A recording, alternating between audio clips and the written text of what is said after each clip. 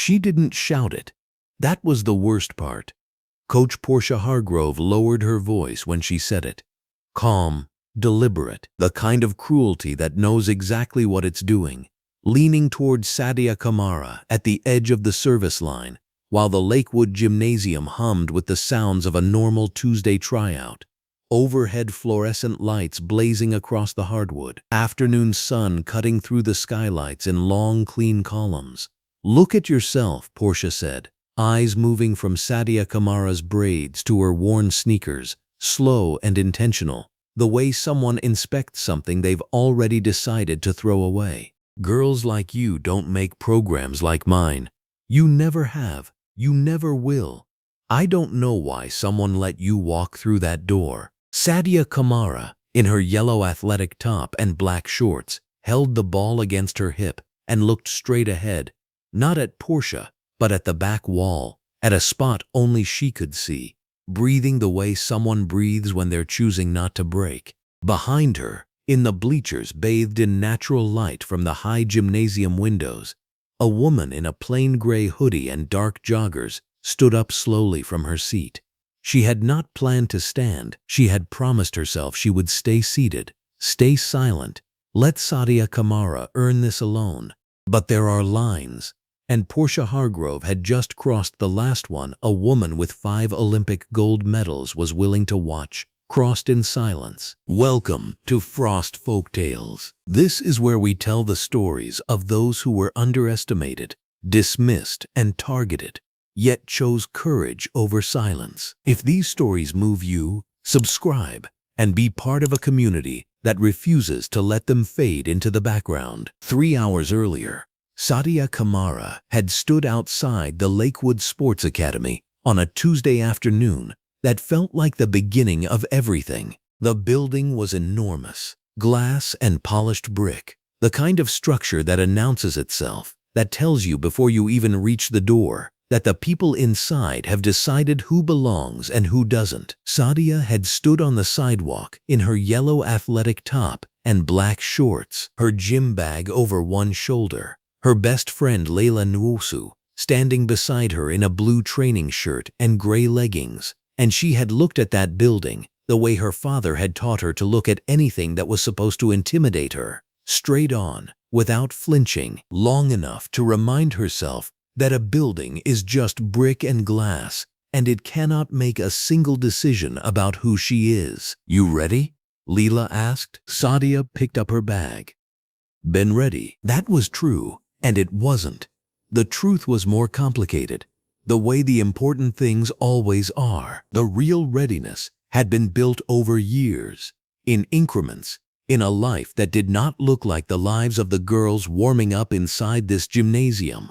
Sadia Kamara lived in apartment 4C on Delmare Street, a 3-bedroom unit that housed her parents, her grandmother on weekends, and every dream anyone in that family had ever refused to abandon. Her bedroom was small enough that her desk chair scraped the bed frame when she pulled it out, and her window looked directly into the brick wall of the building next door. She had taped a photograph of an Olympic volleyball player above her desk, a woman mid-jump, body fully extended, suspended in the kind of moment that doesn't last but that defines everything around it. Sadia had looked at that photograph every morning since she was 11 years old. Her mother, Sadia Kamara, was a civil rights attorney who worked from the kitchen table on the nights her office ran out of hours, legal briefs stacked beside the dinner plates, her reading glasses pushed up into her hair when she needed both hands to type.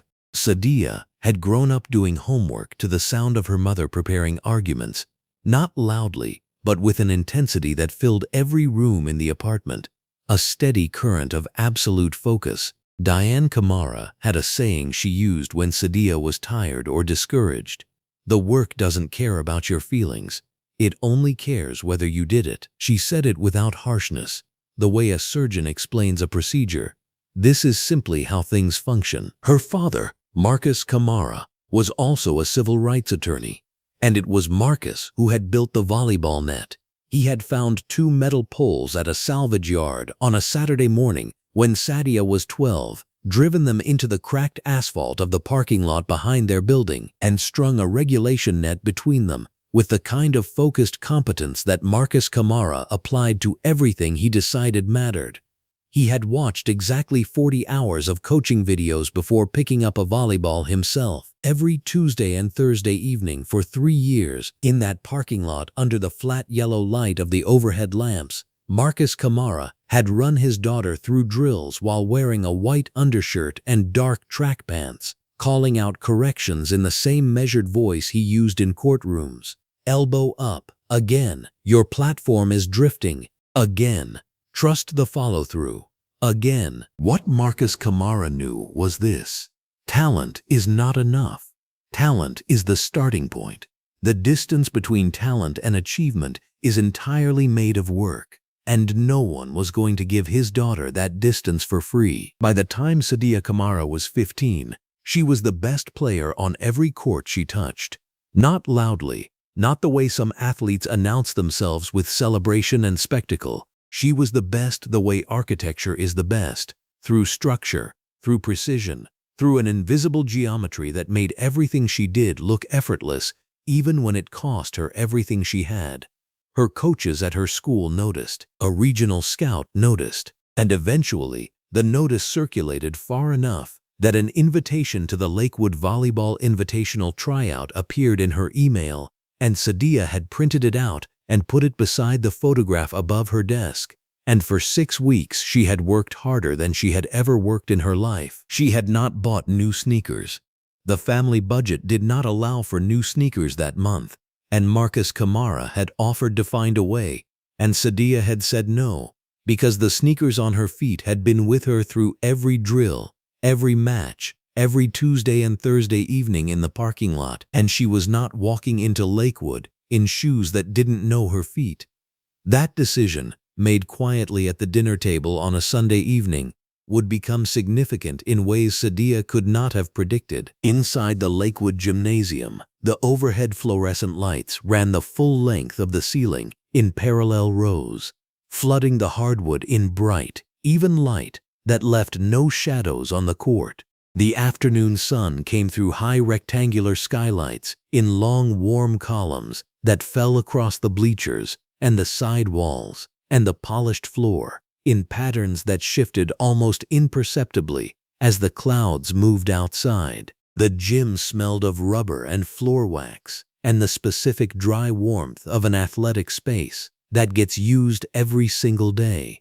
It was a beautiful facility. Sadia had looked at the ceiling when she walked in, at the lights and the skylights and the banners along the far wall.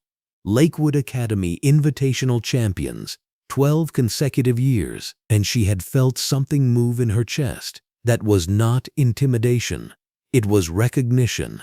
This was the room she had been preparing for. The tryout began with footwork drills, then passing sequences, then serving rotations. Sadia moved through each station with the focused efficiency of someone who has done the work and trusts it. Leah, beside her in the rotation, was also technically strong, her passing clean and reliable, her footwork precise. Around them, the other girls, most of them from academies and club programs, with matching uniforms and brand new court shoes, moved through the drills with the polished smoothness of long institutional training.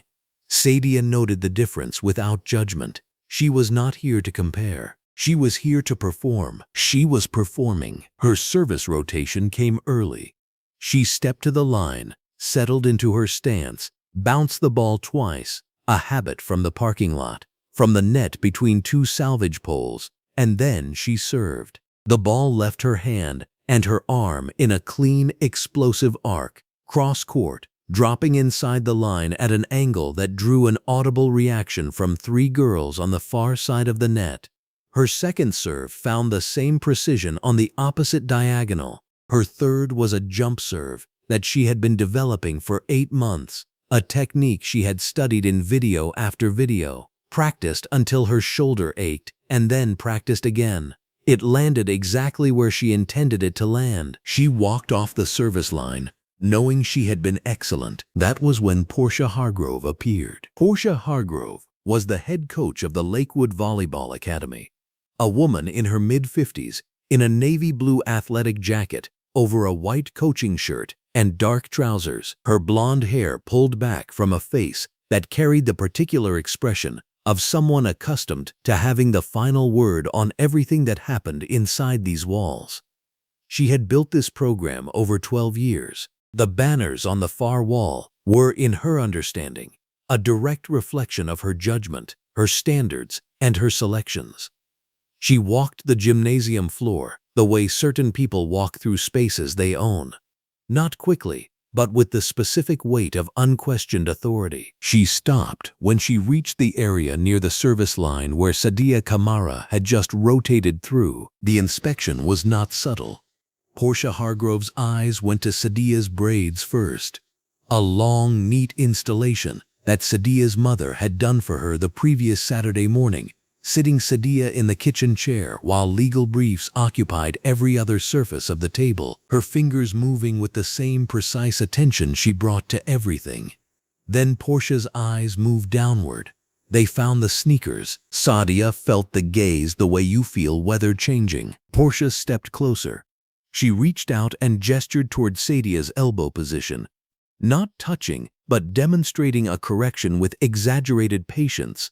The kind of patience that isn't patience at all, but performance. She spoke loud enough for the four girls nearest them to hear clearly, her voice carrying the bored authority of someone who has made this kind of assessment many times before.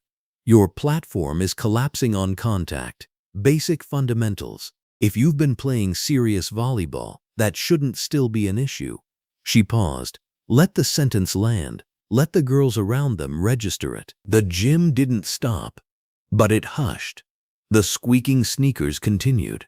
The volleyballs kept cracking off forearms elsewhere on the court. But in the immediate radius, every girl went still, in the particular way that happens when something is occurring that everyone recognizes, but no one wants to name. Then Portia lowered her voice. She leaned slightly toward Sadia, and what she said next was not performance. It was not a coaching note delivered for the benefit of the room. It was something else entirely. Something quiet and surgical and entirely deliberate. Her eyes moved one more time, from the braids to the sneakers, slowly, making sure Sadia understood exactly what was being evaluated and exactly what conclusion had already been reached. Look at yourself, Portia said. Girls like you don't make programs like mine. You never have. You never will. I don't know why someone let you walk through that door. Sadia Kamara looked at the back wall. She found a spot on the painted cinder block, a small scuff mark at eye level, roughly in the shape of a crescent, and she fixed her eyes on it, and she breathed. She breathed the way her father had taught her to breathe in the parking lot when a drill failed and frustration was building and there was still work to be done. Slow intake, measured release. She held the volleyball against her hip. Her grip on the ball was firm and steady. She did not cry. She did not speak.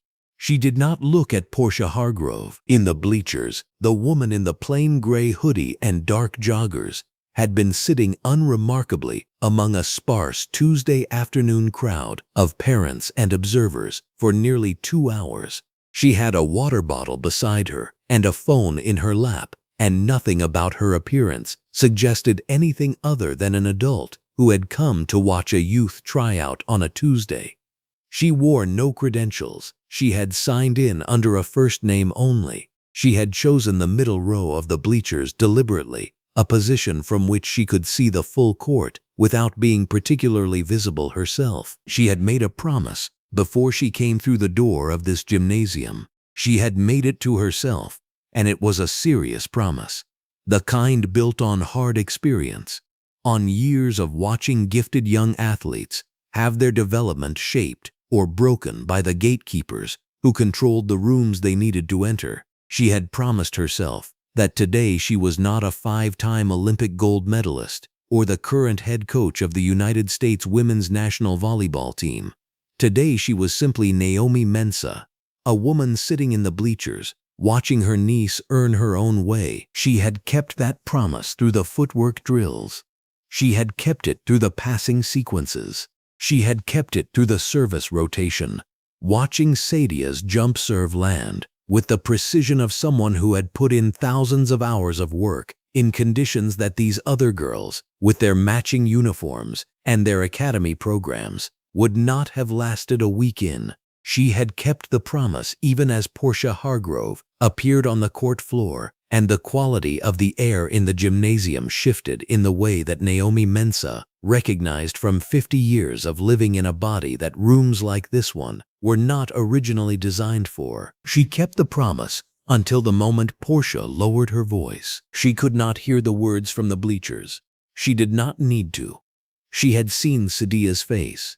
She had seen the inspection. She had seen the deliberate, calculated cruelty of a woman who had done this before and expected to do it again without consequence. Naomi Mensah stood up. She did it slowly, the way you move when the decision is already final and there is no urgency because the outcome is not in question. She straightened to her full height in her gray hoodie and dark joggers, a woman carrying no visible credentials, no blazer, no indication of who she was or what she had spent a lifetime building. The gold medals were not in this room. The World Championship trophies were not in this room. The national team training facility where 40 of the country's best athletes ran drills under her instruction every morning was not in this room. But she was. And in the bleachers, bathed in afternoon light from the high windows of the Lakewood Gymnasium, Naomi Mensah stood with the absolute quiet of someone who has decided that some things are more important than a promise made to herself, and that this was one of them. Below her, on the hardwood floor, under the blazing fluorescent lights, Sadia Kamara still held the volleyball against her hip, still looked at the spot on the back wall, still breathed, still standing. She did not yet know the woman who had just stood up for her. She would. The gymnasium did not go quiet all at once. It went quiet the way a fire goes out, not in a single breath, but in stages, each small sound withdrawing until what remained was something close to held breath. The squeak of sneakers on hardwood softened. The rhythmic thwack of volleyballs against forearms slowed. Even the overhead fluorescent lights seemed to hum at a lower register, as if the room itself had sensed a change in pressure. Naomi Mensah did not shout. She rose from the third row of the bleachers at the measured pace of someone who had learned long ago that urgency and speed were not the same thing.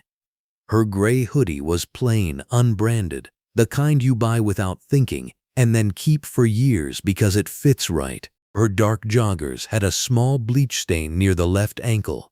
She had chosen this outfit the way a chess player chooses an opening, deliberately, patiently, with full awareness of what it concealed. She descended the bleacher steps without a sound. Inside her chest, something was moving that she had kept still for the last 40 minutes.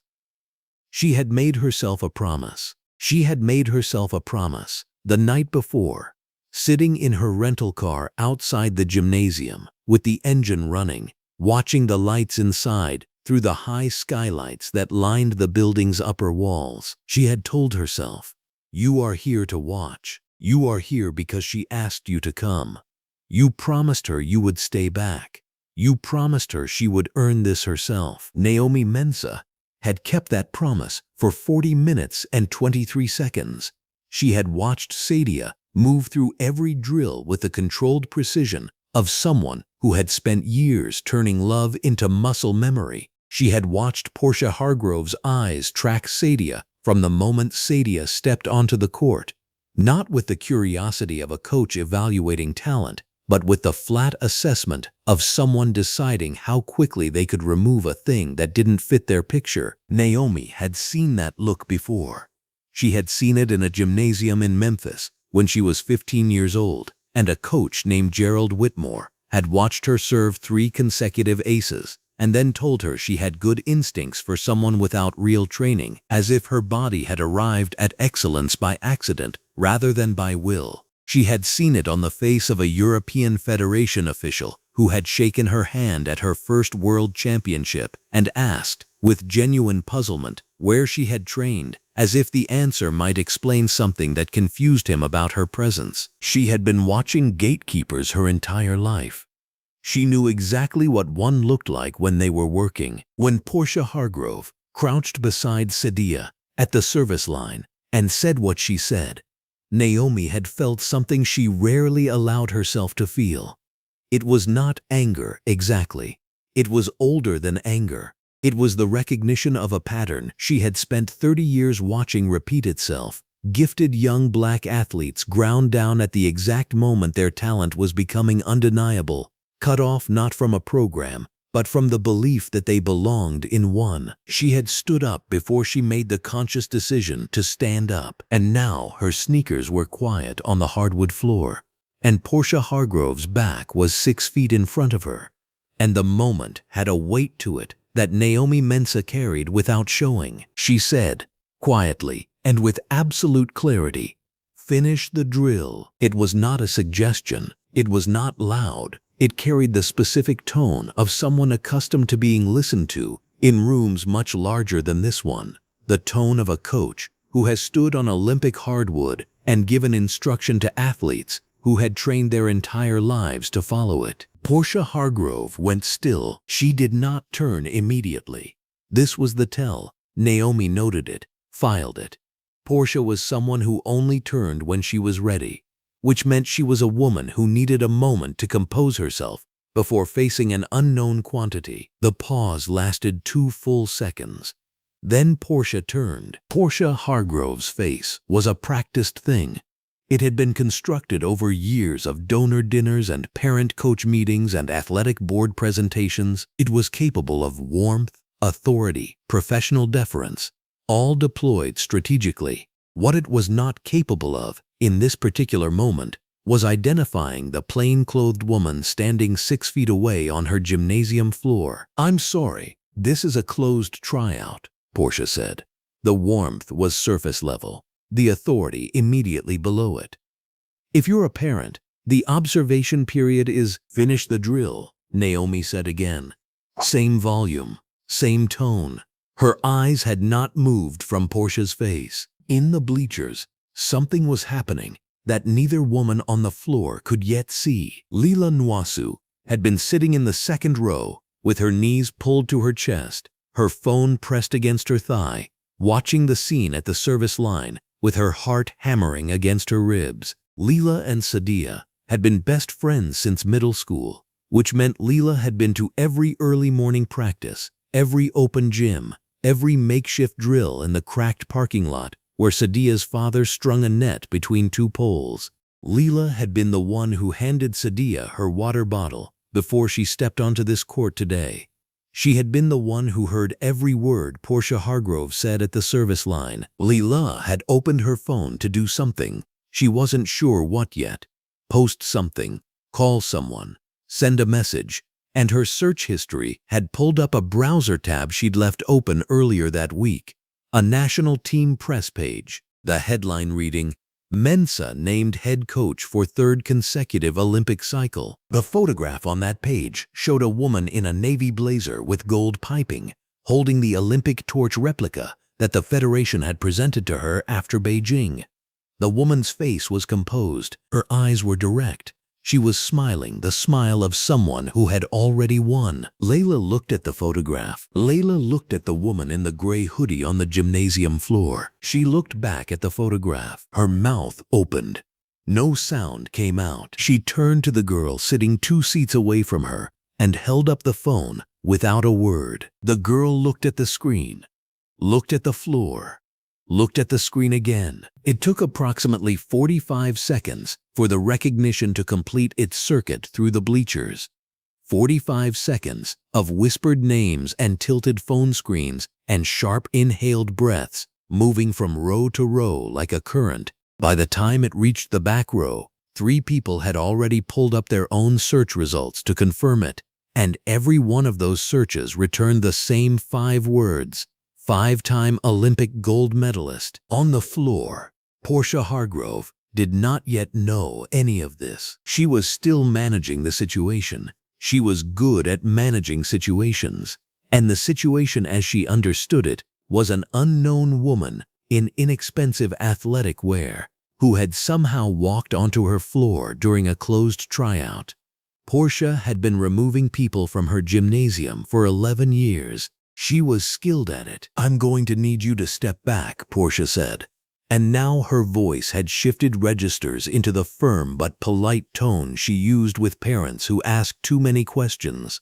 "This is a private facility event and, Coach," the word came from across the gym.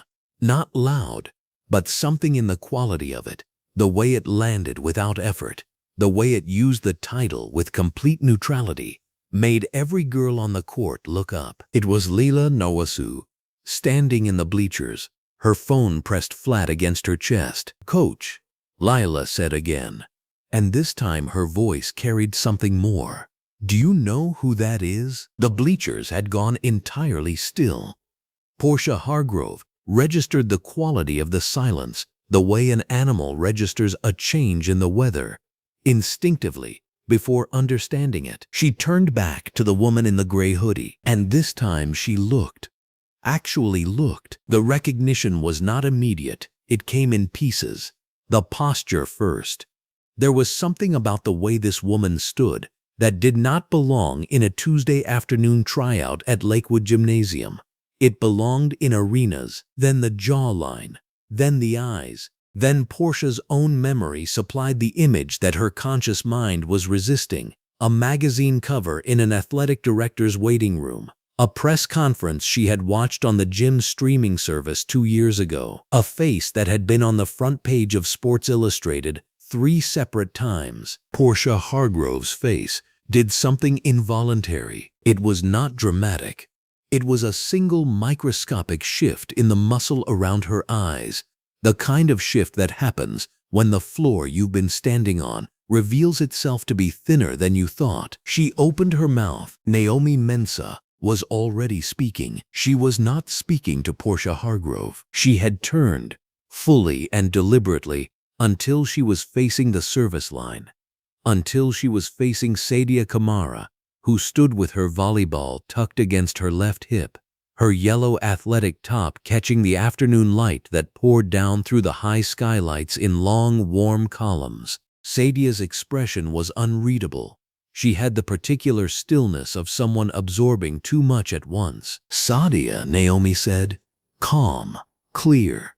"Show the group your service form one more time." The gymnasium produced the most complete silence Portia Hargrove had ever experienced inside it. Sadia did not look at her aunt. She did not look at Portia.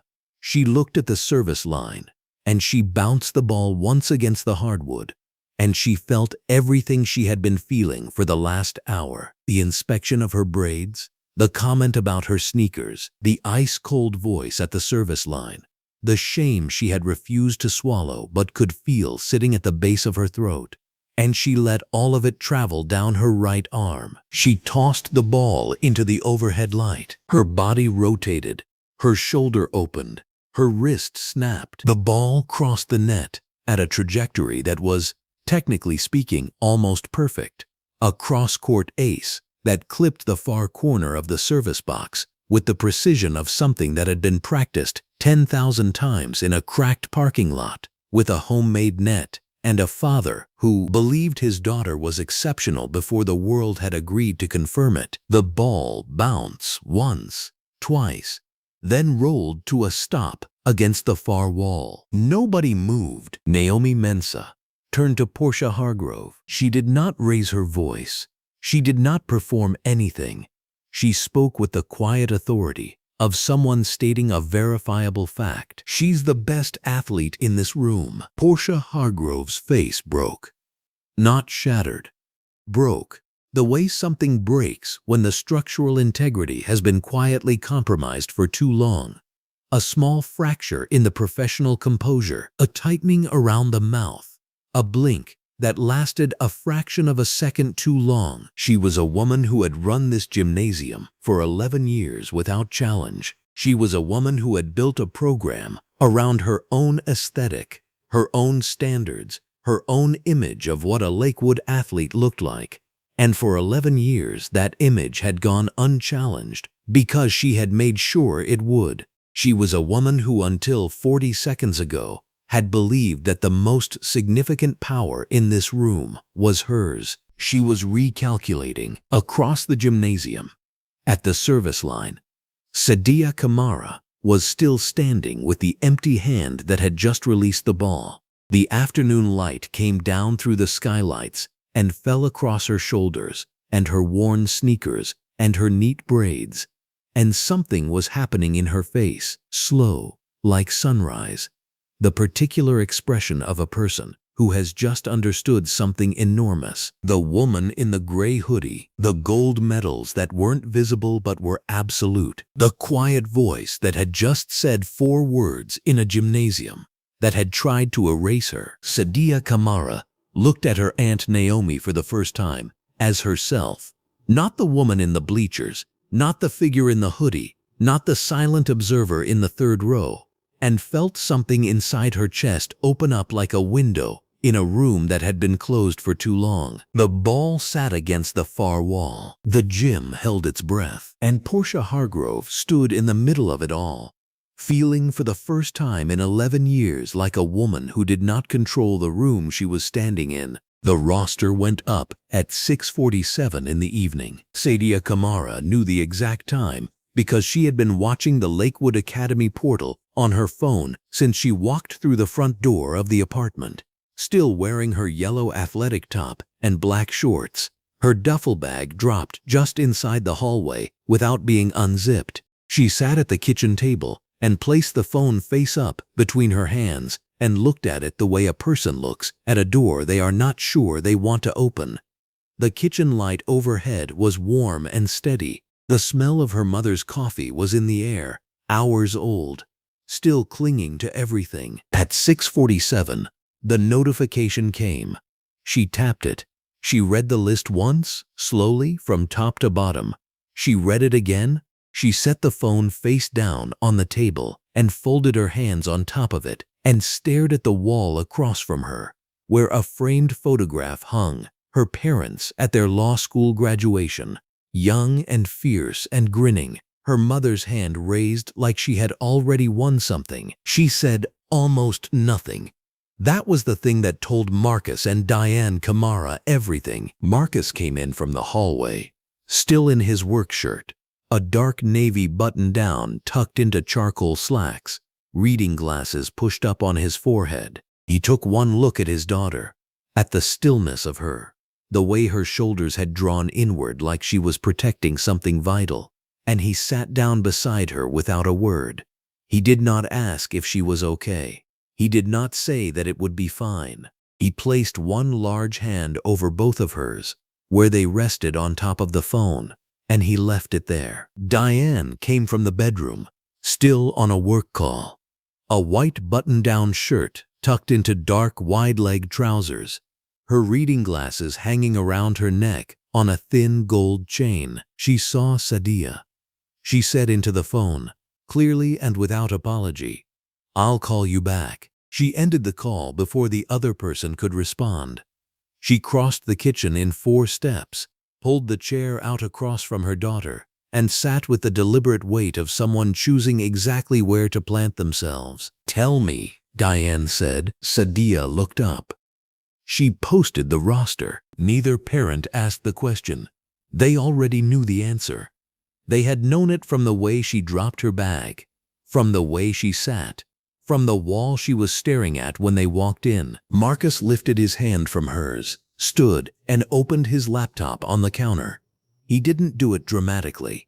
He did it the way a surgeon lifts a scalpel, with focus, without flourish, with complete understanding of what came next. Diane poured a glass of water and set it in front of Sadia without being asked, and then sat back down and looked at her daughter with eyes that were not soft in the way people mean when they call someone soft. They were steady. They were a harbor. "You played beautifully today," Diane said. Sadia let out a breath that had been lodged somewhere behind her sternum since the service line.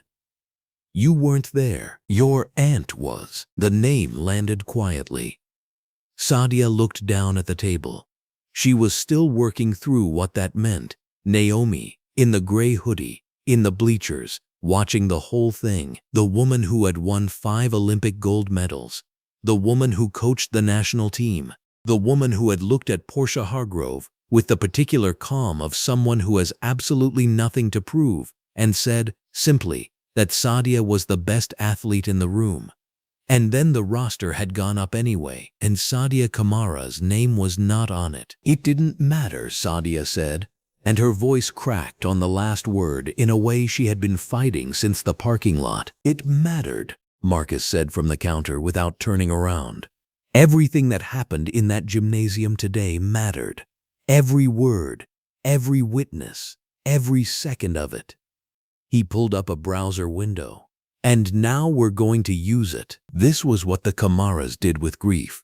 Not immediately. There was always a moment, always a beat, where the feeling was simply allowed to exist, unprocessed and real, because both Marcus and Diane knew that grief you denied became something that corroded quietly from the inside. But the moment passed, and then they worked. It was not a coldness, it was the opposite. It was the hottest kind of love, the kind that refuses to let an injustice stand unpunished and unanswered, the kind that learned long ago that righteous anger is only as powerful as the strategy that carries it. Marcus pulled up Lakewood Academy's public filings within the hour. Tax-exempt status granted under a non-profit educational charter. Anti-discrimination policy listed in their official charter documents. Clear and unambiguous. He pulled their historical invitational rosters, every season for the past 11 years, publicly posted on the Academy's own website. He started a spreadsheet. He did not need to say what he was looking for. The numbers were already beginning to tell their own story. Diane made 3 phone calls before dinner. The first was to a colleague who specialized in Title IX compliance cases.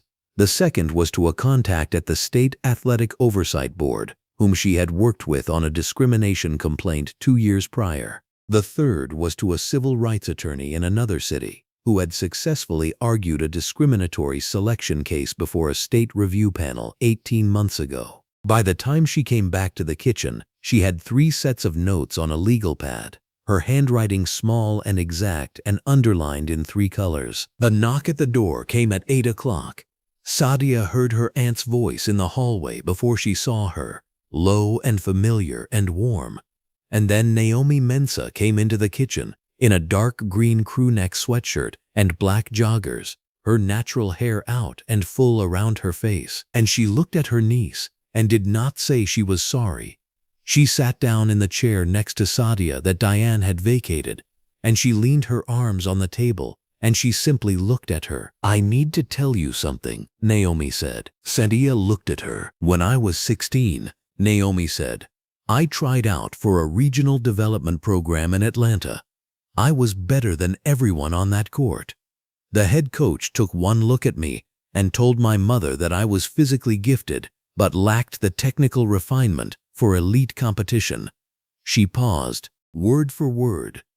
Technical refinement. She had never seen me play a single full set. Sadia was quiet. "My mother cried in the car on the way home," Naomi said. "I didn't. I was too angry to cry.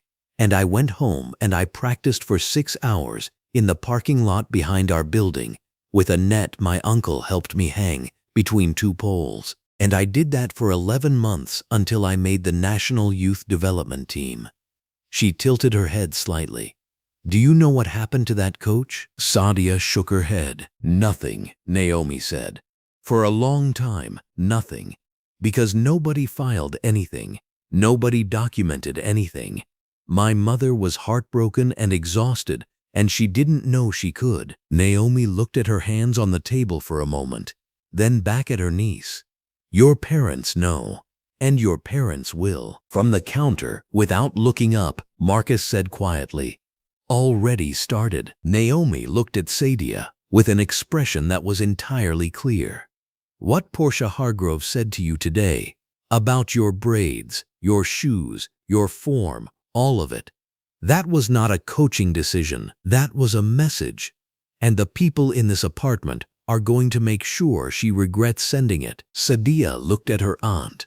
She looked at her father at the counter, the laptop screen reflecting in his glasses as he scrolled through a decade of roster statistics. She looked through the doorway to the living room where Diane sat on the couch with her legal pad and her 3-color notes. Phone pressed to her ear again, voice measured and precise. The overhead kitchen light was warm and steady above all of it, above the coffee smell and the hum of the laptop fan and the quiet percussion of her mother's pen. She felt something shift, not disappear. The hurt was still there, solid and real, and it would be there for a while. But something moved inside it. Something that had been curled inward began, very slightly, to face outward. At 9:14 in the evening, Marcus Kamara's phone rang.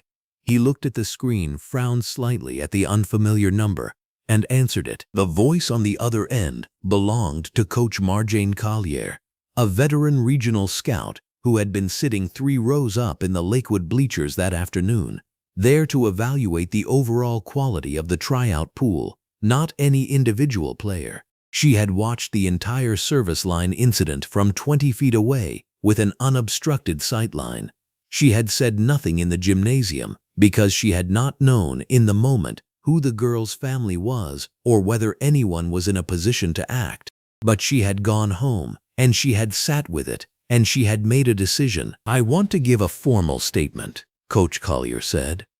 "Everything I saw, I'll put it in writing tonight." Marcus thanked her without excessive warmth, because excessive warmth was not the moment. The moment called for the quiet, absolute acknowledgement of an ally who had chosen correctly. He wrote her full name and contact information on the legal pad beside him in capital letters and underlined it once. He told Diane when she came back into the kitchen. She read the name, nodded once, and said, "That's 3 witnesses." By 11 o'clock, the complaint document was 42 pages. Marcus had found 9 consecutive years of all-white rosters from Lakewood Academy's own public postings. Diane had sourced the Academy's original anti-discrimination charter language, filed with the state when they applied for tax-exempt status, which contained a binding non-exclusion clause that was specific and clear and had demonstrably been violated. They had Layla Nuisu's written account, sent to Marcus's email at 7:30 that evening, describing the service line incident in careful, specific language. They had Marjane Collier's formal statement, submitted at 10:48. They had Naomi Mensah's willingness to provide testimony regarding Sadia's demonstrated athletic ability relative to the other tryout participants. At midnight, Marcus Kamara and Diane Kamara filed a formal civil rights complaint with the State Athletic Oversight Board. They simultaneously sent written notification to Lakewood Academy's legal department. They did both of these things at the kitchen table, side by side, the overhead light above them burning steady and clear. Sadia asleep in her room down the hall. Naomi Mensah gone an hour ago, with a promise to make herself available for whatever came next. Marcus closed the laptop. Diane capped her pen. They looked at each other across the table, in the particular silence of 2 people who have been fighting the same fight their entire lives in different courtrooms and have learned over the years that the fight is never really over, but that tonight's piece of it is done and done correctly. "Get some sleep," Marcus said. "In a minute," Diane said. At 12:17 in the morning, Portia Hargrove's phone lit up on her bedside table. She was still awake. She had been awake since 8, when something at the edges of the evening had begun to feel wrong in a way she could not name. She picked up the phone and looked at the screen. The notification was from her professional email account. A new message from a State Oversight Board legal address. Subject line: Formal Civil Rights Complaint. Case reference: Kamara v. Lakewood Volleyball Academy. She stared at it for a long moment in the dark of her bedroom. The phone screen the only light, and for the first time in more than a decade of unchallenged decisions, unchallenged rosters, unchallenged authority over who belonged and who did not.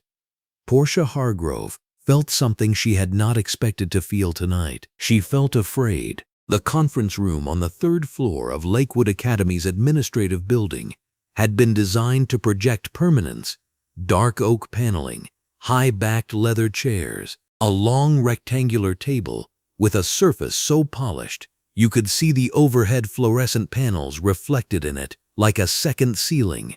Theodore Graves had chosen this room deliberately when he built his board tenure around the idea that institutions do not bend, they endure. This morning, sitting at the head of that table with a styrofoam coffee cup sweating through a paper sleeve, Theodore Graves was bending. He had called the emergency session for 7:45 in the morning. The complaint had arrived in his email at 11:58 the previous night, and he had not slept after reading it. He was a broad-shouldered man in his late 50s, silver-haired, wearing a navy blue blazer over a white dress shirt, and the overhead fluorescent lighting caught every detail of his face with clinical indifference, including the thin line of perspiration collecting above his upper lip that he kept pressing away with the back of one finger. Portia Hargrove sat 3 chairs down on his left. She was in her standard coaching attire, a black quarter-zip pullover and charcoal gray slacks. And she had the posture of someone who had decided overnight that the best defense was absolute stillness. Her hands were flat on the table. Her expression was organized and controlled.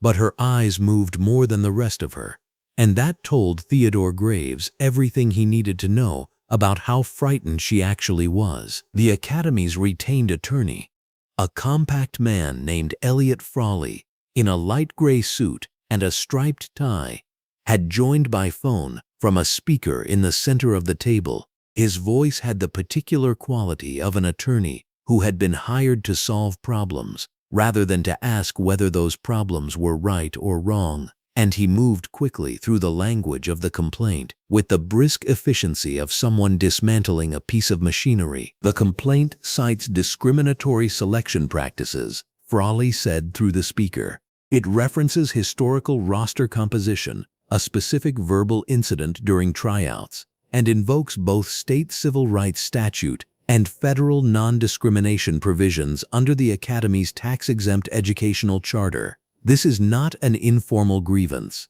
The Kamaras are civil rights attorneys, both of them. They filed correctly, and they filed fast. Theodore Graves pressed his finger against his upper lip again. What's our exposure? Depends entirely on the evidence they can produce. Without documented evidence of the specific incident, the complaint rests on statistical pattern arguments. Those take time to litigate. We have time. Portia Hargrove spoke for the first time. The cut was based on evaluation metrics. Every girl was scored. I have the evaluation sheets. Frawley's voice through the speaker did not change in warmth or temperature. Were those sheets completed before or after the session? A pause that lasted approximately 2 seconds too long. During. I'll need to see them. Original copies. Time-stamped if possible. Theodore Graves looked at Portia without moving his head very much. It was the look of a man who had extended a long chain of trust and was now slowly pulling it back through his hands to measure how much slack remained. What I need, he said carefully, is a consistent narrative. Sadia Kamara was evaluated on the same criteria as every other athlete. The program's standards are uniform. The complaint is without merit. He said this the way a person recites something they are choosing to believe. That is what we say. That is the only thing anyone in this building says. Portia nodded once. No one on the current roster speaks to outside parties, Theodore Graves continued. Not journalists, not other coaches, not other parents. If anyone approaches a player, they direct that person to this office. Am I clear? The 2 other board members in the room nodded. Portia nodded again. The styrofoam cup continued to sweat. What Theodore Graves did not know, could not know, sitting in his paneled room under his fluorescent lights, was that by the time this meeting began, 3 people had already spoken. Jenna Hargrove was 16 years old and had been playing volleyball since she was 9. She was long-limbed and technically precise, with her mother's instinct for positioning and her father's quieter temperament, and she had spent years existing in the particular space that children of coaches inhabit, simultaneously inside the program and slightly apart from it, seeing things that other players don't see because they don't know to look. She had seen what happened at the service line. She had been standing 12 feet away during drills, waiting for her rotation. When her mother stopped in front of Sadia Kamara, she had watched the inspection, the slow look from the girl's braids to the floor, and she had heard her mother's voice drop into that particular register it used when Portia Hargrove was performing certainty rather than feeling it. That voice. She had grown up with that voice. She knew what it meant when her mother's volume dropped and her chin lifted and the words came out measured and deliberate and designed for the people standing within earshot rather than the person directly in front of her. She had watched Sadia Kamara serve that cross-court ace after Naomi Mensah arrived. She had watched the ball hit the floor inside the line with a crack that was clean and final and correct. She had stood still in her gray practice jersey and black shorts while the gym went quiet around her and thought, very clearly, that ball was perfect. Now sitting at the edge of the practice court that afternoon, overhead fluorescence on full, her mother at the other end of the court barking rep counts at 2 liberos in mechanical repetition, Jenna pressed the toe of her sneaker against the hardwood floor and applied slow, steady pressure until the rubber squeaked softly against the surface. She did it again. She watched her mother move from one player to the next with the precise efficiency of someone who had mentally moved past yesterday and was operating entirely in the present tense. Her phone was in her bag behind her. In her phone was a number she had found 20 minutes ago by searching a public directory for a law office associated with the name Kamara. She had not called it. She had not deleted it either. She picked up a volleyball from the rack beside her and held it in both hands, feeling the weight of it, and looked at the far wall where the Lakewood Academy crest was mounted above the exit doors. She thought about Sadia Kamara standing at the service line. She thought about the ball. She put the volleyball back on the rack and reached into her bag. Lila Nwosu had sent her written account to Marcus Kamara at 9:47 the previous night. 3 pages, single-spaced, composed on her phone with the kind of focused precision that comes from being extremely angry and extremely clear about why. She had witnessed everything from 6 feet away. She named the specific words she heard. She documented the sequence. She offered to provide a formal sworn statement whenever Marcus Kamara needed one. Marcus had read it twice, printed it, and added it to the file he was building with the same methodical quiet he brought to every case. The kind of file that does not announce itself, that simply grows thicker and more certain with each new document until it achieves a weight that the opposing side cannot argue away. Coach Marjane Collier submitted her formal statement through the State Athletic Oversight Board's intake portal at 10:15 that same morning. She was a 26-year veteran of regional scouting and had attended hundreds of tryouts, and the statement she wrote was economical and precise. She identified herself, her credentials, her location in the bleachers, her unobstructed sightline to the service line. She described what she observed. She used the word deliberate once and let it stand without elaboration, because a word used correctly in the right place requires nothing around it. The third witness arrived the way the most important pieces of evidence often do, unexpectedly and without fanfare. Her name was Carol Renner, and she was the mother of a girl who had also tried out on Tuesday. She had been sitting in the bleachers with her phone out, taking video of her own daughter's drills, and when Portia Hargrove crossed the gym floor and stopped at the service line, Carol Renner's camera had kept recording. She had not thought much of it in the moment. She had thought about it quite a lot overnight. She had watched the footage again that morning, listened to the audio with her earbuds in, and felt something in her chest tighten into something hard and certain. She found Marcus Kamara's contact information through the complaint filing, which had been made part of the public record by that point. She sent a message in the early afternoon. "I have video. I was in the bleachers. I think you need to see this." The home office of Marcus and Diane Kamara was a converted second bedroom where two desks faced opposite walls. Bookshelves ran floor to ceiling on two sides, and the overhead light fixture cast a steady, even glow across the surface of every document and every screen in the room. They had worked in this space together for 11 years. They had built cases here. They had lost cases here. They had sat across from each other in the blue-white overhead light and argued strategy until midnight and reached agreements that then held because they had been stress-tested before they were ever spoken aloud in a courtroom. Diane was at her desk when the video file arrived in Marcus's email. She was on her third call of the day, speaking in the clipped, controlled cadence she used when talking to colleagues she respected but needed to move faster. She ended the call when Marcus said her name, just her name. One word. The way he said it told her everything about the character of what he had just received. She crossed the room and stood behind his right shoulder as he opened the file.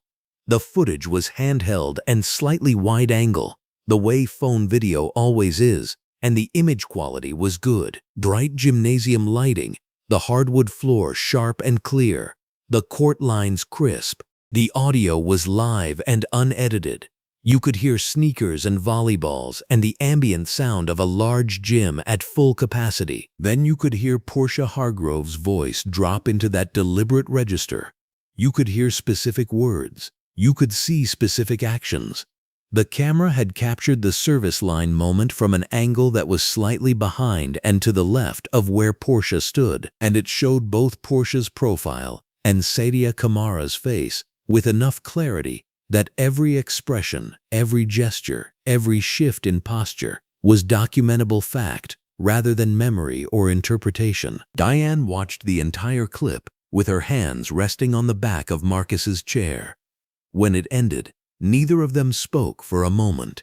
The room was quiet in the way that rooms get quiet when something decisive has just entered them. Marcus moved the cursor back to the beginning of the clip and let it sit on the paused first frame.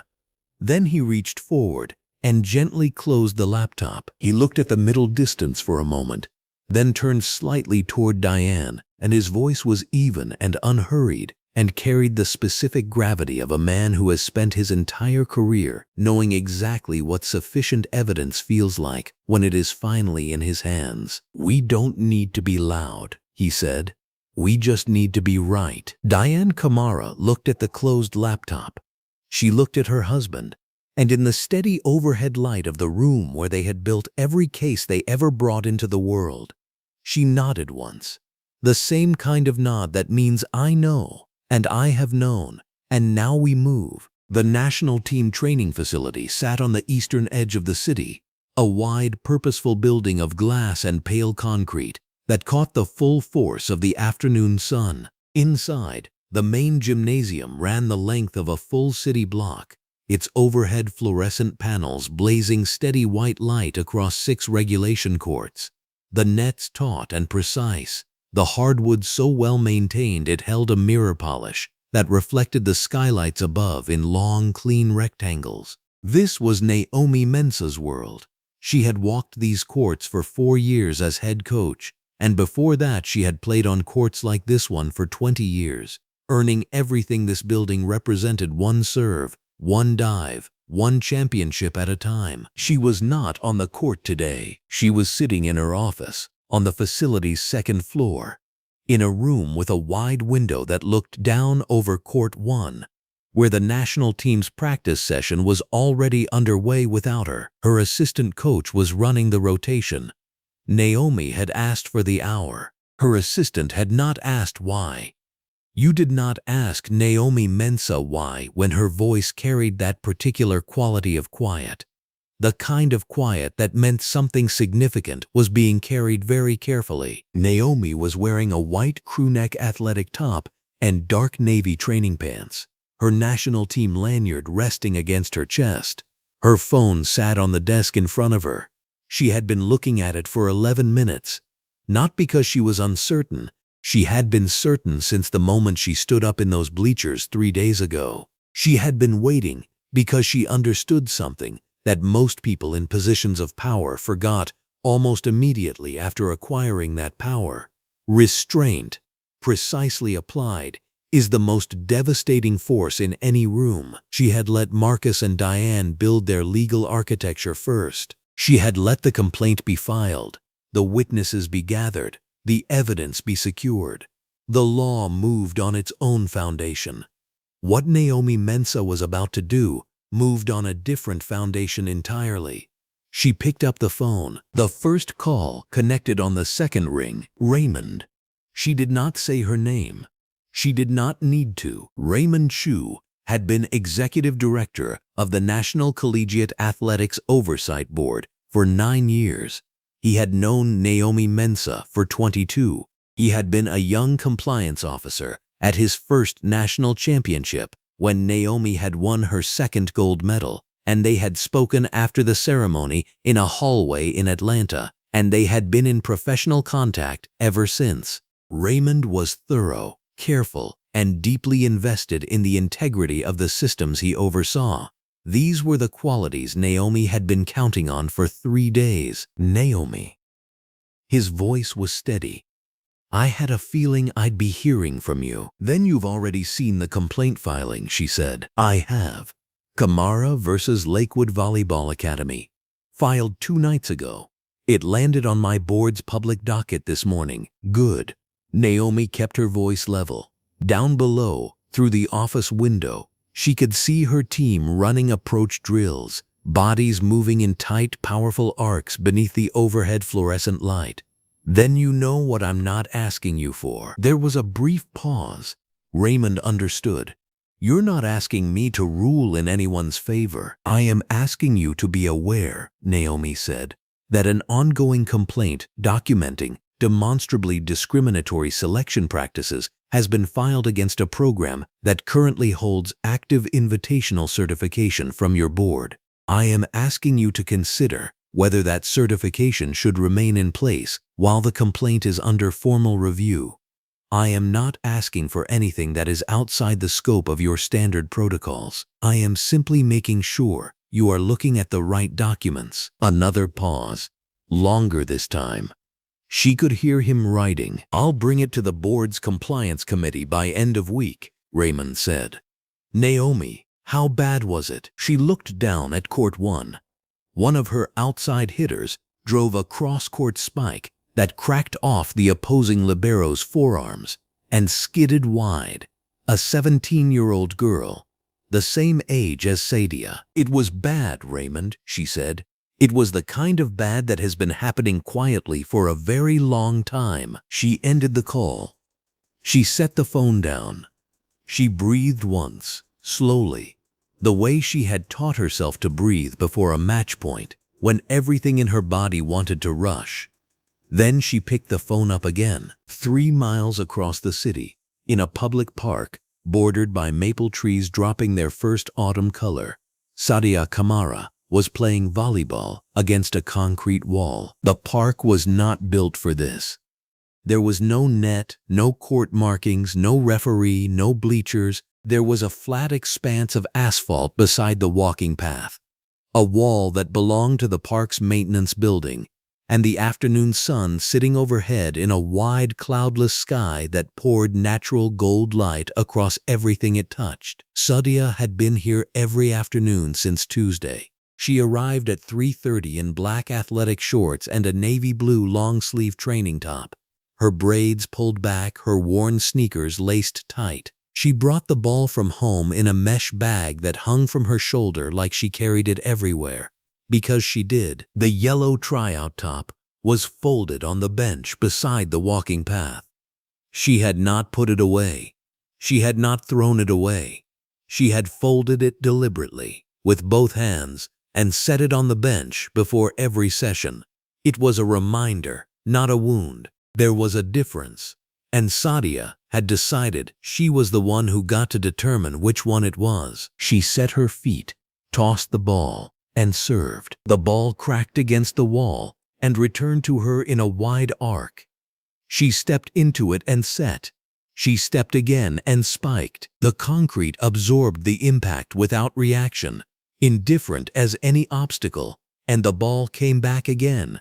She did this for 40 minutes without stopping, not because there was a scout watching, not because a coach had told her to, because she was 17 years old and she had a gift that no one in a gym could take out of her body. And she was not interested in letting grief be stronger than that gift. She had cried once. The night she came home and sat at the kitchen table and said almost nothing. She had cried in her room after her aunt left, after her parents had gone quiet in their home office, and she had heard her father's voice, low and methodical, and her mother's voice, quick and sharp, and understood that they were already building something. She had cried because it had hurt, because the words at the service line had been aimed specifically at her braids, at her sneakers, at the way she stood in a gymnasium that had never been built for her. She had let herself feel all of it for exactly as long as it needed to be felt. And then she had come to this park. She served again. Cross-court angle, hard and true. Naomi's second call, connected on the third ring. Naomi Mensah.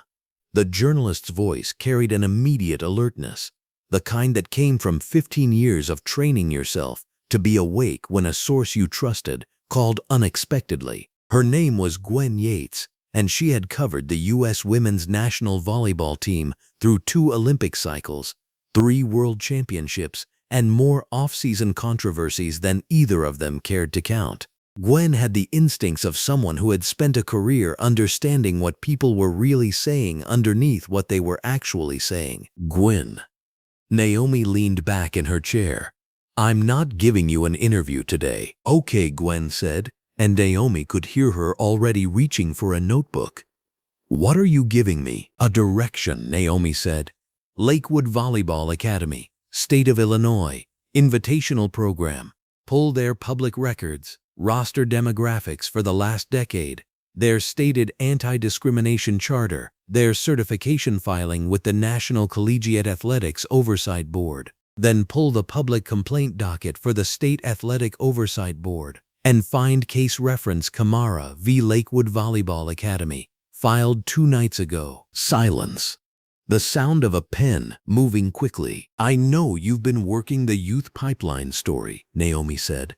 "I know you've been looking for an institution with documented history, named parties, and on-the-record witnesses.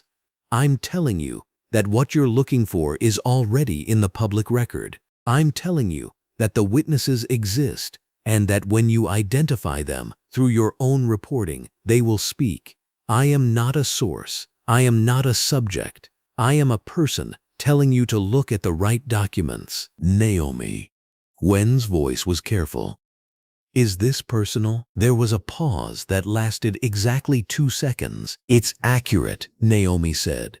"That's better than personal." She ended the call. The social media post went up at 4:17 in the afternoon. Leila Nwosu was not an influencer.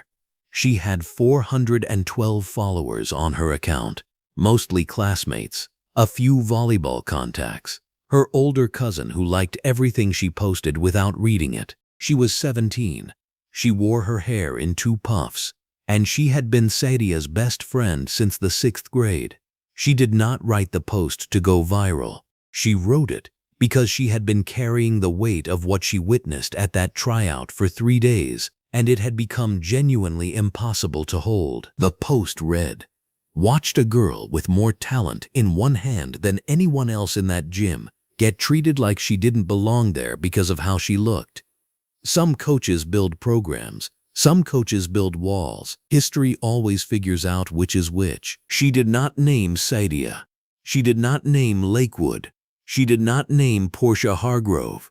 She tagged nothing and nobody. Within 40 minutes, it had been shared by a high school volleyball account with 12,000 followers, who added 3 words: "This needs to be said." Within 2 hours, it had been screenshot and reposted across 6 different sports forums where the conversation had already been seeded by Gwen Yates, pulling the public records and asking the first of what would become many pointed questions to Lakewood Academy's media contact. By 7 o'clock that evening, the name Lakewood Volleyball Academy was appearing in comment threads alongside words like pattern, documented, and not surprised. Theodore Graves was in the middle of dinner when his phone began ringing in a way that did not stop. He was seated at a restaurant table in a white dress shirt and charcoal slacks, a glass of water sweating rings onto the white tablecloth, and his phone was face down beside his bread plate because he had rules about phones at dinner. He had maintained these rules for 11 years. He turned the phone face up at the 4th call in 20 minutes, all from different numbers, and read the names of 2 journalists he recognized and 1 he did not. He did not answer. He set his fork down. He picked up his water. He stared at the restaurant's far wall, where a framed photograph of the Chicago skyline reflected the warm overhead light back at him. And he thought about the conversation he had with Portia Hargrove that morning, where she had told him with absolute certainty that this would be managed quietly. He thought about the word quietly and what it meant now and what it was going to mean tomorrow morning when Gwen Yates's first inquiry email arrived in the Academy's official inbox. He thought about the video footage that Marcus Kamara's family had already confirmed they possessed. He set his water glass down very carefully. In the park, Sadia Kamara's last serve of the afternoon struck the wall at the exact center point she had been targeting for 40 minutes. The ball returned to her in a clean, predictable arc, and she caught it with both hands and held it against her chest for a moment, breathing. The afternoon light was beginning to angle lower, stretching shadows across the asphalt in long gold lines. She walked to the bench and picked up the folded yellow top. She held it for a moment, looking at it, then tucked it carefully into her mesh bag. She had not hidden from what happened. She had not shrunk from it, or explained it away, or pretended the words at that service line had not been intended to break something in her. They had been aimed precisely. She understood that clearly. But precision cuts in more than one direction, and every hour she spent on this asphalt with this ball was precision of a different kind, the kind that built instead of destroyed, the kind that no one could file away in a complaint or post about in a forum or revoke with a certification review. This was hers. She put the mesh bag on her shoulder and walked home through the afternoon light.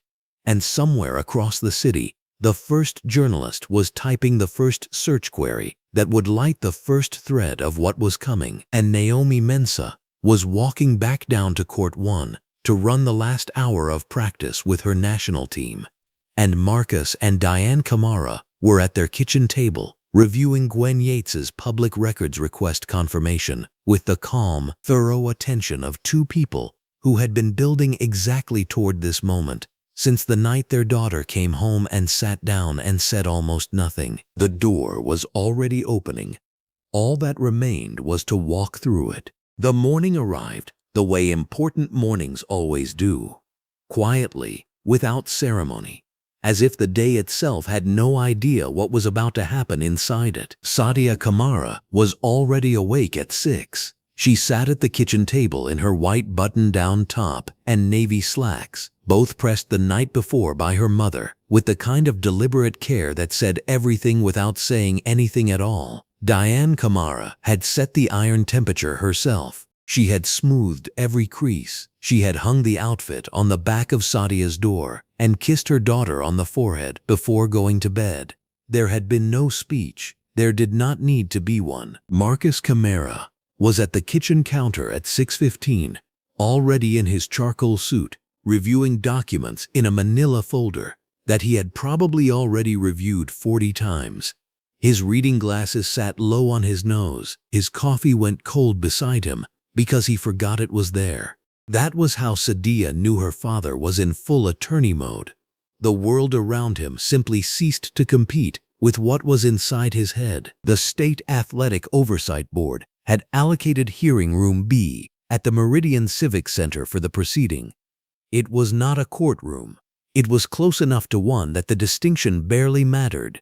High windows ran along the east wall from floor to ceiling, and at 8:45 in the morning, the natural light that poured through them was clean and bright and steady, laying long rectangular columns of gold across the polished oak table that dominated the room's center. Overhead, fluorescent panels ran the full length of the ceiling, buzzing at a frequency so low you only noticed it when the room went completely silent. And the room went completely silent several times that morning. Board Chair Eleanor Voss sat at the head of the table, a woman in her early 60s with silver-streaked hair pulled back firmly, a dark blazer over a cream shirt, and the particular stillness of someone who had presided over enough proceedings to know that patience was not weakness but architecture. To her left and right sat 4 additional board members, each with a microphone, each with a printed packet of materials. A court stenographer sat at a separate table to the right, fingers poised. Marcus Kamara and Diane Kamara were seated at the plaintiff's table to the left of the room, their documents arranged in color-coded folders with the quiet menace of people who had done this before and would do it better than anyone expected. Sadia Kamara sat beside her mother in the crisp white button-down and navy slacks, her hands folded on the table, her posture the kind of upright that is not performed but earned. She looked straight ahead. Portia Hargrove sat at the respondent's table, across the room, in a charcoal blazer over a white blouse, her dark hair pulled into a neat bun, her face arranged into an expression of professional composure that she had clearly been practicing. Beside her sat her retained attorney, a man named Whitfield, who wore expensive shoes and spoke with the measured fluency of someone paid to make delay sound like due diligence. Board Chair Eleanor Voss called the session to order at precisely 9 o'clock. Marcus Kamara went first. He stood, buttoned his jacket, and opened the folder he had reviewed 40 times. He did not raise his voice once in the next 23 minutes. He did not need to. He laid the evidence in sequence, the way a surgeon places instruments, with total precision, without wasted motion, without a single word that did not carry weight. 10 years, he said it plainly. 10 consecutive years of Lakewood Volleyball Academy invitational rosters, 112 selected athletes across 10 seasons, 0 athletes of color, not one. He placed the printed demographic analysis in front of each board member. He cited the Academy's own stated anti-discrimination charter, the one that appeared prominently on their public website and in their annual fundraising materials, and he read the relevant clause aloud. He then placed a second document beside it, the Academy's actual selection outcomes, year by year, name by name, rendered in clear black ink against white paper. Whitfield attempted his first procedural deflection at the 9:20 mark. He suggested the demographic data, while striking in appearance, did not in itself establish discriminatory intent, that selection outcomes could reflect applicant pool composition and coaching evaluation criteria that were race-neutral on their face. Board Chair Voss allowed him to finish. She then asked Marcus Kamara if he wished to respond. Marcus Kamara said simply, yes, and placed a third document on the table, Portia Hargrove's own recorded comments during 2 separate prior tryout sessions, captured on training footage obtained through the formal discovery process. He quoted from the transcript directly, without editorializing, without inflection, letting the words do exactly what they had always done, which was expose exactly who said them and why. The fluorescent panels hummed overhead. 2 board members exchanged a look across the table. Diane Kamara rose for the second portion of the presentation. She was precise where Marcus was methodical, pointed where he was architectural. She presented the video evidence, the footage captured by a parent at the tryout, transferred to the board's official record, and described, frame by frame, what it showed. She presented Lila Nwosu's written statement, noting Lila's specific proximity to the service line at the time of the incident and her verbatim account of what Portia Hargrove had said and how she had said it. She then introduced Coach Margine Collier's formal testimony, read into the record because Coach Collier was present in the room and willing to affirm it under oath. Coach Collier, seated in the observer section behind the plaintiff's table, a compact, gray-haired woman in a navy blazer over a blue shirt and dark slacks, raised her right hand when asked and affirmed the testimony in a steady voice without hesitation. Whitfield made 2 more procedural attempts. He questioned the authentication chain of the video. He questioned whether Lila Nwosu's account had been influenced by her personal relationship with Sadia Kamara. Both attempts were addressed. Neither landed. By the time Diane Kamara sat down, the respondent's table had the air of a room where the ceiling had been slowly lowering and no one on that side had found the door. Board Chair Voss then turned her attention toward the center of the room and asked if Sadia Kamara wished to address the board directly. There was a pause. Sadia Kamara stood. She was 17 years old.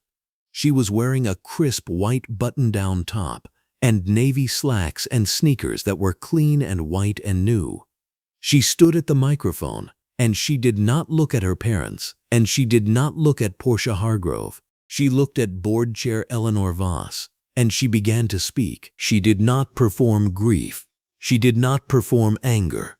Those things were real and present, but she had decided, somewhere between the kitchen table the night of the tryout and the pressed outfit on the back of her door, that she would not perform anything. She would simply describe what happened, exactly what happened, the way her father had taught her to reconstruct a sequence of events since she was 10 years old, in order, in detail, without decoration, because truth described plainly is the most powerful thing a person can offer any room. She described the service line, the way the gymnasium sounded before Portia Hargrove walked over, the sneaker squeaks, the volleyballs, the other coaches calling numbers.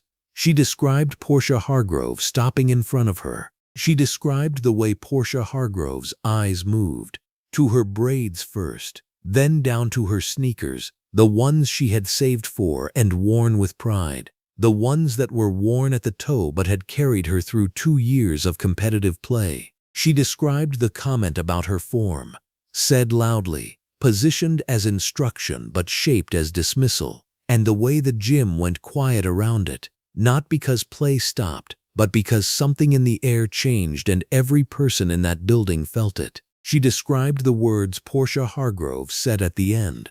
She said them plainly, without preparation, without a pause for effect. The words landed in the hearing room the same way they had landed in the gymnasium, like something dropped from a significant height. The room was entirely still. Sadia Kamara's voice did not break once. She finished her account, said thank you, and sat down. From across the table, Portia Hargrove was looking at the surface of the oak in front of her. Not at her attorney, not at the board, at the table. Her professional composure had not shattered. It had simply become insufficient for the situation, like a coat that fit perfectly in another season and now didn't cover what it was supposed to cover. Whitfield spoke for several minutes about procedural process and the right to a fair evaluation.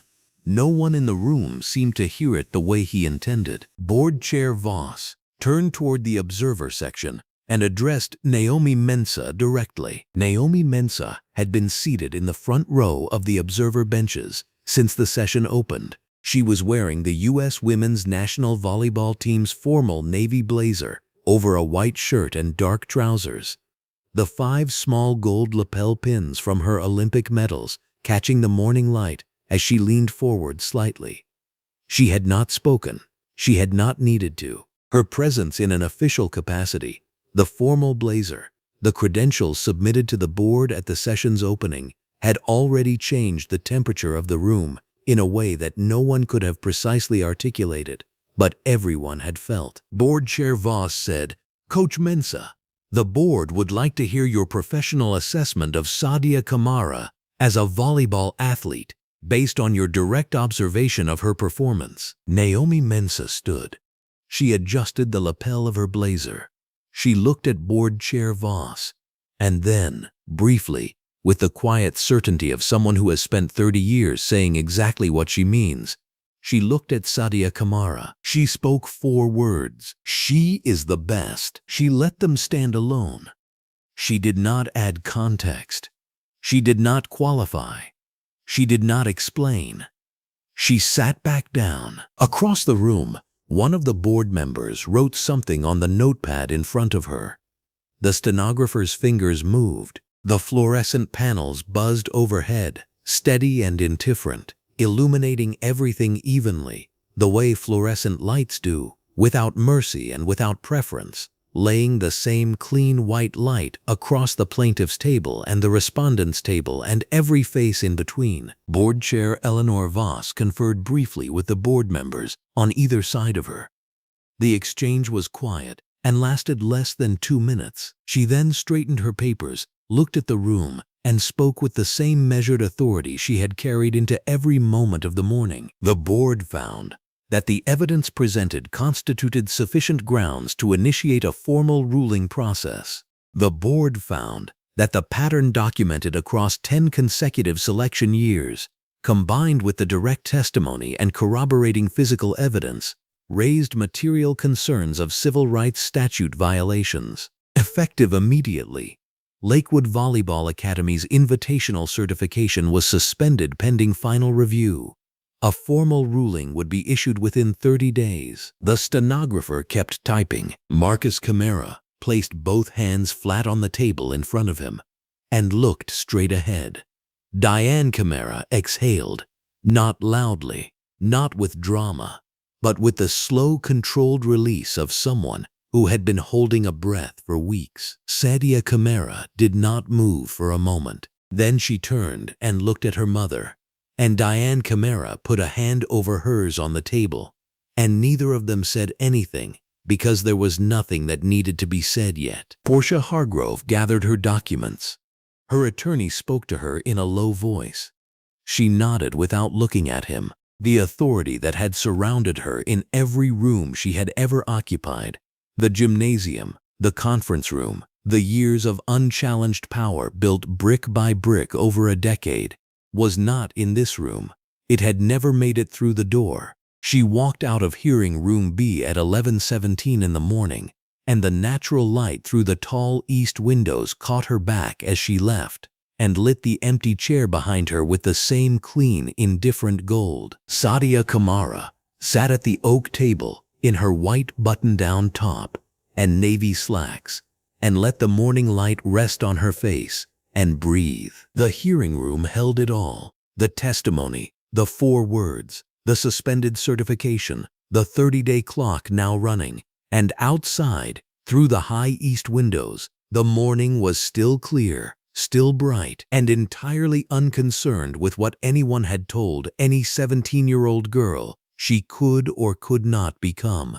The article went live on a Thursday morning at 6:47, and by 8 o'clock it had been shared 11,000 times. Sadia Kamara read it at the kitchen table, still in her sleep shirt and gray sweatpants, her braids pulled over one shoulder, a bowl of oatmeal going cold beside her laptop. The headline was clean and clinical and devastating in the way that only facts, arranged correctly, can be devastating. Pipeline to nowhere: how one volleyball academy's decade of all-white rosters raises hard questions about youth sports selection. The journalist had done exactly what Naomi Mensah had pointed her toward. Public records, the complaint filing, the demographic data Marcus Kamara had assembled in a single sleepless night. The article quoted no one from the Kamara family directly. It did not need to. The numbers spoke with a precision that no amount of coached attorney language could have improved. 10 years, 0 non-white athletes selected. In a regional program that publicly advertised itself as open to all qualifying players. Sadia Kamara read it twice.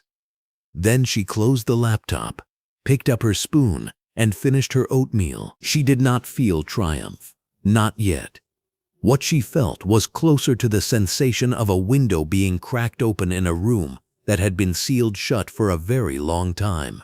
Air, finally, moving through a space that had pretended it didn't need any. Across town, in a house with a double garage and a landscaped front yard, and a kitchen that had been recently renovated with stone countertops and pendant lighting, Portia Hargrove read the same article standing at her island counter in pressed khaki slacks and a white polo shirt. She read it with the particular stillness of a person who has spent decades controlling every room she walked into and is now watching the walls of one specific room begin to separate at the seams. Her phone had started ringing at 7:15. She had let most of the calls go. By 9 that same morning, Theodore Graves had convened a call with the board's legal team, and by noon he had sent Portia Hargrove a formal notice. Her contract was suspended, effective immediately, pending the oversight board's ruling. She was to have no further communication with current roster players or their families. She was not to enter the Lakewood Gymnasium in any coaching capacity. The Academy's invitational certification remained suspended. Theodore Graves's public statement, posted to the Academy's website that afternoon in a block of careful, lawyerly prose, satisfied precisely no one. It acknowledged that a complaint had been filed and that the Academy took all such matters seriously, and it said nothing else that could be quoted against it in court. Layla Nawasu's older sister read it aloud at their dinner table that evening and laughed once, a short, humorless sound, and then said nothing more because there was nothing more to say. Within the following week, 3 families quietly withdrew their daughters from the Lakewood program. The withdrawals were filed without public comment, no press releases, no social media posts. Just 3 sets of parents who had read the article, looked at the numbers, and decided that a program which could produce those numbers for a decade without a single internal correction was not an environment they wanted their daughters to train in. A 4th family was reportedly considering the same. Theodore Graves issued no statement about the withdrawals. Portia Hargrove, in those same weeks, existed in a state she had no previous vocabulary for. She had built Lakewood's program from a regional afterthought into a nationally recognized feeder program across 14 years of work. She had shown up before 6 in the morning and stayed past 9 at night. She had cultivated donor relationships, navigated board politics, developed drills that 3 other regional coaches had quietly borrowed without credit. She had won consistently and significantly and, by every metric she had ever been measured by, correctly. She sat at her kitchen island in the mornings with her coffee and her phone and could not fully reconstruct the chain of events that had led to this. Not because she was unintelligent, she was not, but because the logic she had always used to evaluate her own decisions kept arriving at the same answer. She had run a rigorous program. She had selected the best athletes available, and someone had decided to make a political issue of her standards. That was the word she used, privately, in the silence of her own kitchen. Standards. She did not examine what was underneath it. She could not. 14 years of a particular kind of certainty had built walls around that examination that were, for the moment, still standing. What was falling, instead, were the other things. The invitations to speak at regional coaching conferences that did not arrive this cycle. The donor who called to say, carefully, that he was reassessing his philanthropic priorities. The voicemail from a colleague at a neighboring academy that began with a long pause before any words came. Portia Hargrove was a woman watching a system fall, and the most honest and most difficult truth of it was that she had believed for 14 years that the system was simply the natural order of things. It had never occurred to her to question it. It had occurred to no one around her to insist that she question it. And so it had continued undisturbed until a 17-year-old girl in a yellow athletic top stood at a service line and a woman in a gray hoodie stood up from the bleachers. Jenna Hargrove was 18. She had her mother's posture and her father's eyes, and a conscience that had been keeping her awake for 3 weeks. She reached out to Sadia Kamara through Layla Nwosu, which was the only channel available to her, and she asked for 20 minutes. Layla Nwosu relayed the message to Sadia Kamara without editorial comment, which was its own kind of respect. Sadia Kamara thought about it for a full day before she replied. They met on a Tuesday afternoon in Riverside Park, on a stretch of open path that ran alongside a low chain-link fence and a row of oak trees. Afternoon sun pressing warmly through the leaves and spreading clean and bright across the concrete. Both girls wore athletic gear. Jenna Hargrove in a blue quarter-zip top and black leggings, Sadia Kamara in a white long-sleeve top and gray athletic shorts, her braids down and free in a way they hadn't been at the tryout, where she had worn them pinned back in careful preparation for a room that was never going to see her clearly, no matter how she arrived. They walked for a few minutes without speaking. Jenna Hargrove had rehearsed what she wanted to say for days, and now, standing inside the actual moment, every rehearsed sentence felt wrong. She said, "I was standing 10 feet away from you at the service line. I heard everything she said." Sadia Kamara nodded once. She did not fill the silence. "I didn't say anything," Jenna Hargrove continued. "I should have. I knew something was wrong in the moment. I could feel it. I stood there." She stopped walking. "I'm sorry. That's what I needed to say. I know it doesn't fix anything. I just needed you to hear it from me directly." Sadia Kamara looked at her. She took her time with it. The afternoon light caught the tops of the oak trees and pushed long, warm shadows across the path between them. "I hear you," Sadia Kamara said finally. Jenna Hargrove waited. There was something in Sadia Kamara's voice that was neither cold nor forgiving, but something more precise and more difficult than either. A refusal to perform a reaction she did not yet fully feel. "I'm not going to tell you it's fine," Sadia Kamara said, "because it wasn't, and I think you already know that." She paused. "But I also don't think you're the same as what she did." So, Jenna Hargrove exhaled slowly. It was not absolution. It was also not dismissal.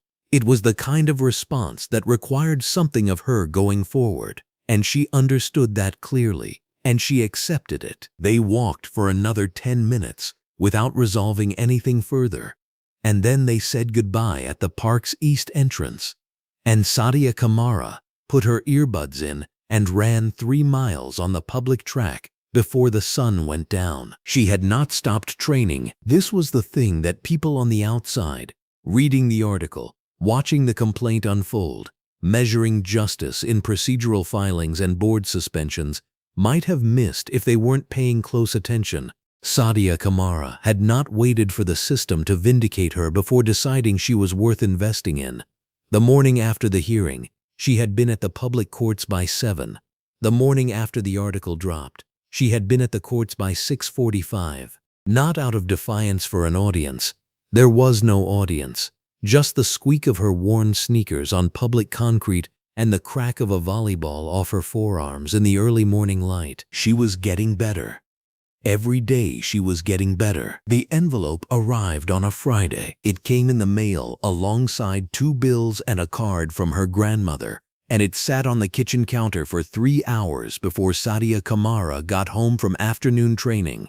And when she walked in, her mother was standing in the kitchen in her work blazer and dark trousers, having not yet changed from a full day at her firm, and she nodded at the counter and said simply, "There's something for you." The return address was the U.S. Women's National Volleyball Team's Youth Development Office. Sadia Kamara set her bag down. She washed her hands. She picked up the envelope and turned it over once, and then opened it with the careful, deliberate motion of someone who has learned not to rush through moments that matter. The letter was 2 paragraphs. The language was formal but not cold. It informed her that based on independent merit evaluation by the national team's youth development staff, cross-referenced with the formal testimony of head coach Naomi Mensah, who had observed her performance directly, Sadia Kamara had been selected for the national team's 2-week youth development training camp, commencing in 6 weeks. Not as a courtesy, the letter was specific about this. As a merit selection, consistent with the program's standard evaluation criteria. Marcus Kamara came in from the living room and stood at the kitchen doorway, still in his dress shirt and navy slacks from his own long day, and read over Sadia Kamara's right shoulder. Diane Kamara moved to her left. For a moment the three of them stood together under the overhead kitchen light, which was warm and steady and filling the small space with an even, unhurried glow. Sadia Kamara read it again. She had a habit, when something felt too large to hold all at once, of reading slowly and letting the words take their actual weight, one at a time, rather than receiving the whole thing like a wave. The phrase merit selection sat in her chest with a particular kind of warmth, not because she had ever doubted that she was worthy of it. She had not even in the gymnasium, not even at the service line, not even in the silence after Portia Hargrove's voice had lowered and said what it said. She had known, standing there, what she was. The gymnasium had not been able to change that. But there was something different about the world knowing it now, something that lived outside of her own certainty and belonged to the larger record. Marcus Kamara placed one hand briefly on his daughter's shoulder, and then he moved to put the kettle on, because that was what he did when something was finished. Not with noise or ceremony, but with the quiet domesticity of a man who understood that the most important victories don't announce themselves, they simply settle. Diane Kamara read the letter once more and then folded it carefully and set it on the counter beside the 2 bills and the card from the grandmother. And she said, 6 weeks is enough time to get your service numbers where you want them. Sadia Kamara looked at her mother. She smiled, not widely, not for a room, but in the private, uncomplicated way of someone who has been held correctly by people who love them well. Outside, the evening was coming in, the sky going amber past the kitchen window. Portia Hargrove's suspension would remain in place. The board's ruling was 19 days away. 3 families had already left. The article was still circulating in sports forums and coaching circles and the group chats of parents and players across the region who were asking, for the first time or the 50th time, who exactly was being kept out of these rooms and why. None of that was finished. But at the kitchen table, under the warm and steady light, Sadia Kamara picked up a pen and wrote her name at the top of the acceptance form. She wrote it clearly, without hesitation, in the full knowledge of exactly who she was. The hearing room was fuller this time. Every seat behind the long oak table was taken. Families lined the back wall. Press credentials hung from lanyards around necks in the 3rd and 4th rows. A full row of Lakewood Academy administrators sat with the particular stillness of people who had been told by their attorneys not to move their faces. The overhead fluorescent panels buzzed their quiet, steady hum. Morning light poured through the high windows in clean, wide columns, falling across the room in a way that left nothing in shadow, nothing to hide behind, nothing obscured. Sadia Kamara sat at the plaintiff's table in a navy athletic jacket and white joggers, her back straight, her hands folded in front of her, her eyes fixed on Judge Vivienne Ashby's place at the head of the room. Marcus Kamara stood to Sadia's left in his charcoal suit, and Diane Kamara stood to her right in a deep burgundy blazer over a crisp white shirt. Neither parent reached for the other's hand. They didn't need to. They had already done everything hands could do. Now they simply stood and let the room catch up to the truth they had carried in for 30 days. Judge Vivienne Ashby set her reading glasses on her nose and opened the folder in front of her without ceremony. She read the ruling in full, every word. Lakewood Volleyball Academy was found to have engaged in demonstrably discriminatory selection practices in violation of state civil rights statutes and federal non-discrimination requirements. The pattern of exclusion, documented across more than a decade of roster demographics, was not accidental, not coincidental, and not defensible. The Academy's invitational certification was permanently revoked unless a court-mandated reform process, overseen by an independent panel of civil rights and athletic oversight professionals, was completed within 18 months. That panel would have full authority to review selection procedures, conduct mandatory staff training, and audit roster decisions for a minimum of 5 years following completion of the reform program. And then Judge Vivienne Ashby said the name everyone in that room had been waiting to hear spoken formally, officially, and with the full weight of the state behind it. Portia Hargrove was formally barred from all youth coaching programs certified by the board, effective immediately and indefinitely. The room did not erupt. It exhaled, a long collective shuddering release, the kind that only comes when something that has been held too tight for too long is finally allowed to loosen. Someone in the back was crying quietly. Layla Nwosu, sitting 3 rows behind the plaintiff's table in a white top and dark jeans, pressed her hand to her mouth. Coach Margine Collier, seated beside her, closed her eyes for exactly 2 seconds and then opened them again. Sadia Kamara did not look away from Judge Vivienne Ashby. She breathed in through her nose, slow and controlled, the way she breathed before a serve. She had learned a long time ago how to hold herself together inside a moment that was trying to shake her apart. Marcus Kamara allowed himself one thing. He reached over and placed his hand briefly on his daughter's shoulder. One firm, quiet press. Then he straightened again and began gathering his documents. Portia Hargrove sat at the defense table in a gray blazer over a pale blue shirt. She did not look at Sadia Kamara. She had not looked at Sadia Kamara once during the entire proceeding. That absence of eye contact said everything her attorney's prepared statements had tried to conceal. The press conference happened on the courthouse steps in full afternoon sunlight, the kind of clean, honest autumn light that doesn't soften anything, that shows everything exactly as it is. Naomi Mensah stood beside Sadia Kamara in the national team's formal navy blazer over a white shirt. The 5 Olympic gold medals not present but somehow entirely visible in the way she occupied that space. She did not speak first. This was not her moment to speak first. She stood there, tall and steady, as a bridge and as a witness, because that was what Sadia needed beside her. Sadia Kamara unfolded a single sheet of paper. She had written it herself, at the kitchen table, in the days after the hearing, with no help from anyone. Marcus and Diane had offered. She had thanked them and shaken her head. She read it clearly, in a voice that did not waver. She said that when someone tells you that you don't belong in a room, they are not describing your ability.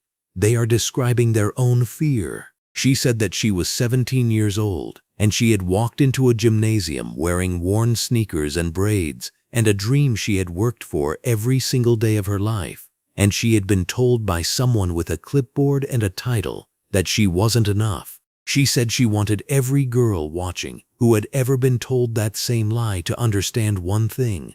The lie is about the person telling it, not the person hearing it. She said she was not grateful for what happened to her. She was not going to perform gratitude for cruelty just because accountability followed it. But she was proud. She was proud of her parents. She was proud of her aunt. She was proud of her aunt. She was proud of her aunt.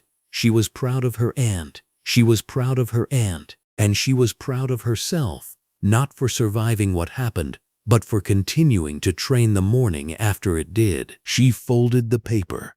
She looked up. The applause started slowly and then didn't stop. Months passed. The Lakewood Gymnasium came back to life under new interim leadership. The overhead fluorescents were on. The skylights poured afternoon sun across the hardwood in long, clean columns, warm and direct, lighting every corner of the room without exception. A new tryout was underway. The door to the gymnasium was propped open. Girls in athletic wear moved through drills. Different heights, different backgrounds, different stories. And a coach with a clipboard watched them with the one quality Portia Hargrove never had: genuine openness. Sadia Kamara was not in that gymnasium. She was 3 states away at a national youth development camp, in an outdoor training facility, bathed in full afternoon light, running approach drills on a competition-grade court, while Naomi Mensah stood at the baseline with her arms crossed and her eyes tracking every step. Naomi called out one correction. Sadia Kamara adjusted, tossed the ball, and served a clean, perfect cross-court ace that cracked off the back boundary with a sound like punctuation. Naomi Mensah allowed herself a small, private smile. The gymnasium door back at Lakewood stayed open. It would stay that way. You just heard a story that history tried to overlook. If it stayed with you, take a second to stand with it. Subscribe, share, and help us keep telling the stories that deserve light, not silence.